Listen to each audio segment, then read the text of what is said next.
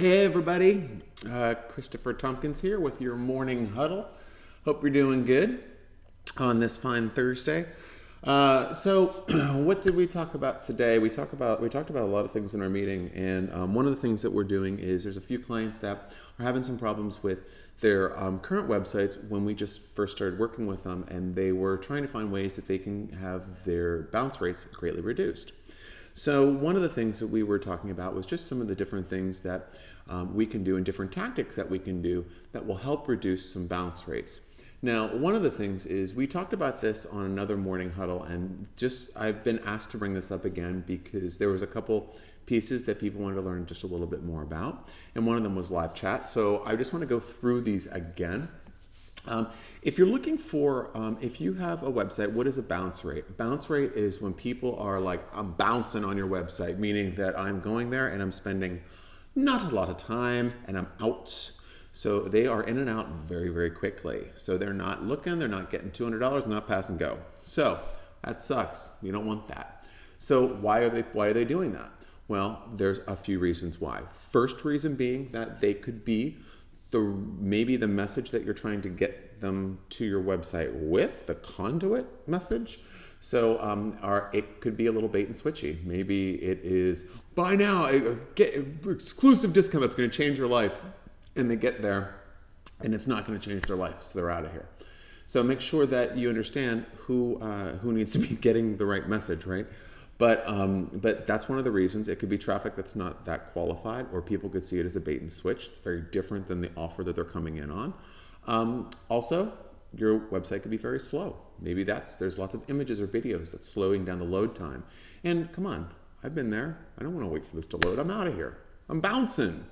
So those are a couple things that keep in the back of your mind.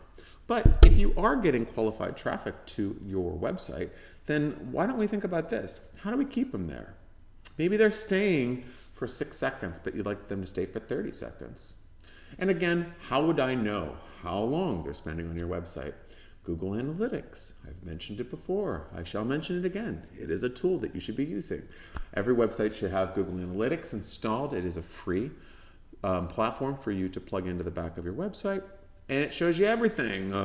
Come on. You're going to see how many people are coming to your website, what your bounce rate is, where your traffic's coming from, what pages they're visiting. Hello, that's kind of good stuff, right? So if you see whatever your bounce rate is and you want to reduce it, here's a couple things that I like to do. And these are really easy things that you should be able to do. Now, if you are utilizing an email marketing software or program like Constant Contact or MailChimp, MailChimp, they even have free versions. So if you are doing that, you do have the ability of adding forms to your website as well as pop-ups to your website. Pop-ups pop up on your website. I'm killing myself here. Okay, so pop-ups literally are going to be those little squares that pop up and they offer you something. So sign up for our newsletter. Check out this ebook. Currently, we have one about doing great Zoom presentations on our website. So when you're on the website, it pops up, you sign up, and then boom, there you go. And that's fed into our Constant Contact. So if you do have the ability of using one of those email platforms, why not maximize your investment and have those forms embedded into your website? There's very easy ways for you to do that. And every time someone has the opportunity of signing up for a form, they're slowing their roll. They ain't bouncing. They're taking a look at what you have to offer.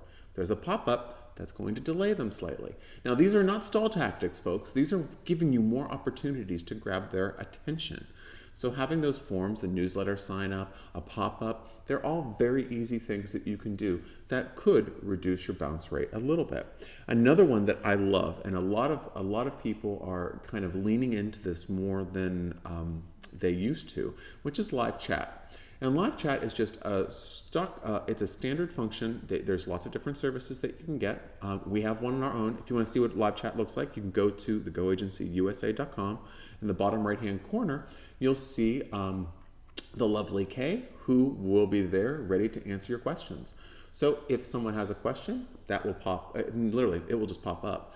And then, hey, do you have any questions? And then a conversation can be started that way. That will reduce bounce rates because it's something else for someone to read and look at and engage with. Also, it's really good too because we've gotten some fantastic leads and fantastic prospects off the back of that. So there are abilities of lead generation through that live chat as well. And I mean, come on, lead generation also. Those pop-ups that we were just talking about, those are all email database builders. So not bad stuff there.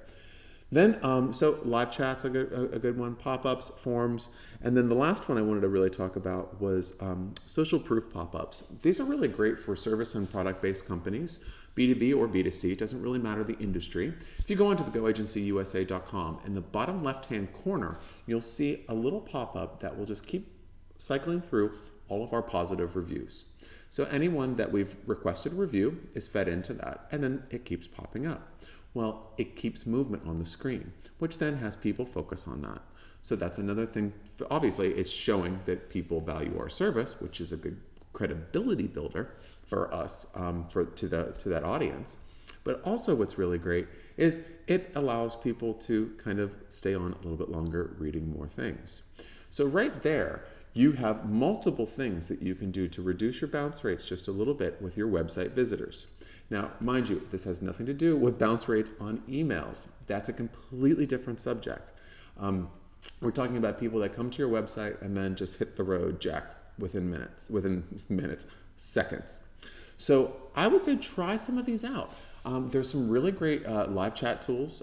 Also, all of the email marketing programs that you might be using or you're thinking about using, go through their features and see if they do have pop-ups or form integration is what it's called. And if they do, why not try something like that out? Just do something simple.